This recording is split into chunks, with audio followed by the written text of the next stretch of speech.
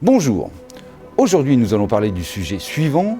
L'inventeur cité dans un brevet peut-il être autre chose qu'un homme?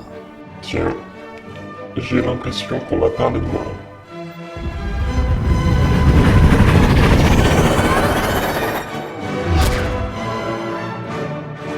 Pour comprendre cet épisode, rappelons tout d'abord que toute demande de brevet doit satisfaire à quelques exigences juridiques, en particulier s'agissant de la citation d'au moins un inventeur. L'inventeur est à distinguer du déposant de la demande de brevet.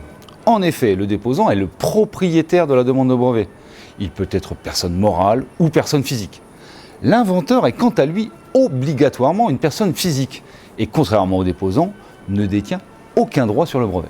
Lors du dépôt d'une demande de brevet, on doit donc déclarer au moins un déposant et au moins un inventeur. L'inventeur peut éventuellement ne pas être cité tout de suite au moment du dépôt, et le déposant dispose alors d'un délai maximum de 16 mois pour citer un inventeur.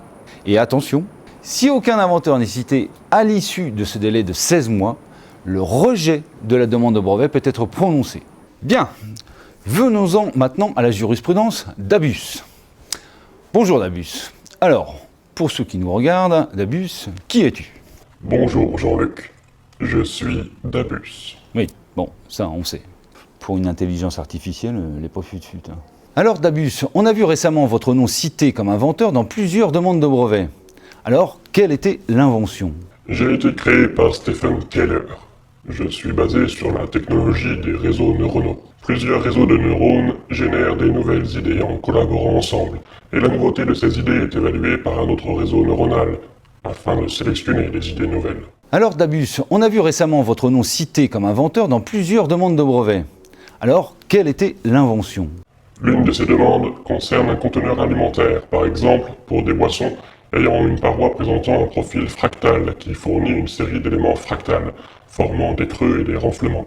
Le profil permet à plusieurs conteneurs d'être couplés ensemble par engagement mutuel. Ça s'emboîte quoi. Bon, et pourquoi cette jurisprudence?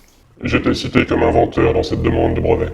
Une machine. Oui, et certains offices, comme l'OEB ou l'USPTO, estiment que l'inventeur désigné doit être humain. Une décision de rejet de la demande de brevet a été émise pour ce motif. Ça me fait mal au cœur, vous savez. La désignation d'un inventeur est obligatoire, notamment pour garantir que la personne désignée est bien l'inventeur légitime et qu'elle peut bénéficier de certains droits associés comme le droit d'information ou de rectification. Or, pour exercer de tels droits, l'inventeur doit avoir une personnalité juridique, ce qui n'est pas le cas des machines ou systèmes dotés d'intelligence artificielle, comme l'ont considéré l'OEB et l'USPTO.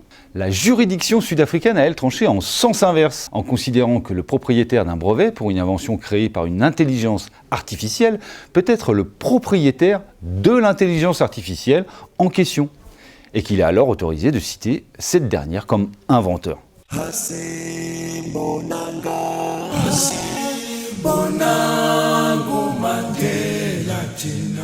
Sur le terrain des droits d'auteur, la Chine a reconnu en 2019 qu'une IA créatrice de contenu crée une œuvre au sens du droit d'auteur et que son propriétaire peut en récolter les fruits, juste en la laissant travailler. Eh Dabus, tu veux bien me créer la prochaine vidéo? On la postera sur la chaîne YouTube de l'EJLC.